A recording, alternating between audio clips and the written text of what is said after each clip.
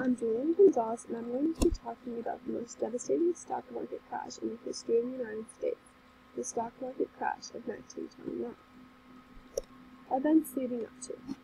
Before the crash of 1929, the decade that followed World War I and led to the crash was known as the Roaring Twenties. This was a time of wealth and excess building on post-war optimism. Many rural Americans emigrated to the cities to make a better life in the growing expansion of America's industrial sector. Due to the populations migrating to the cities, the agricultural industry was getting neglected, and it created widespread financial despair among American farmers. This was one of the key factors that led to the 1929 stock market crash. Before the fact of the actual crash on March 25, 1929, there was a mini crash that occurred as investors rapidly sold their stocks, revealing how shaky the market's foundation was. Banker Charles E. Mitchell tried to stop the market slide by providing $25 million in credit. Mitchell's efforts brought a temporary halt to the financial crisis, and call money declined from 20 to 8%. Through the following months, the steel production declined, construction was sluggish, automobile sales were down, and consumers were building up high debt because of easy credit. Stocks remained advancing all the way up until early September 1929. The event. September 18, 1929, the prices on the New York Stock and Exchange abruptly fell after financial expert Roger Babson publicly warned that a crash was coming. The initial September decline was called the Babson break in the press. September 20th was the day the London Stock Exchange officially crashed due to fraud and forgery committed by Clarence Hartry and his associates. The London crash made for weak overseas markets with America. It made things more difficult, and in the days leading up to the crash, the market was very unstable. On October 24th, Black Thursday, the market lost 11% of its value at the opening bell on very heavy trading. There was panic caused because of the huge volume, which meant that the report of prices on the ticker tape in brokerage offices around the nation was hours late. Nobody knew what most stocks were trading for at the time.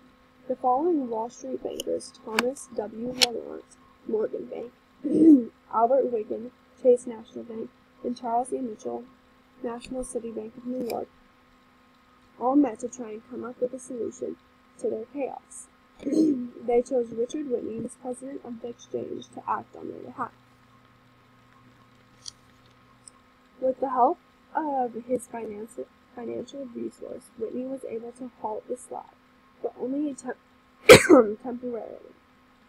The slide continued to worsen on October 20th, 29th. William C. Durant and the Rockefeller family bought out large quantities to represent their confidence in the stocks. This failed to work, and that night the market had lost over $30 billion in the span of 2 days, which included $14 billion on October 29th alone.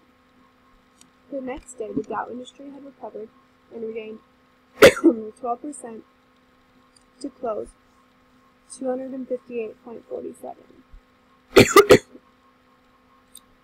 Continuing to fall on November 13th, the Dow closed at 198.60, recovering for several months and starting on November 5th, with the Dow gaining 18.59 points to close at 217.28 and reaching a secondary closing peak of 294.07 on April 17, 1930.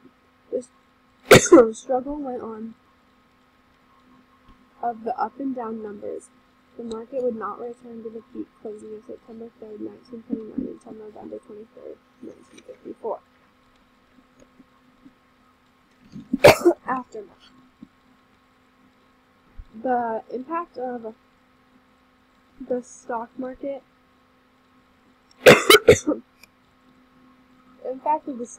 fall was 12 million out of work, 12,000 people being made unemployed every day, 20,000 companies had gone bankrupt, 1,616 banks had gone bankrupt, 1 farmer in 20 were evicted, 23,000 people committed suicide in 1 year, the highest ever.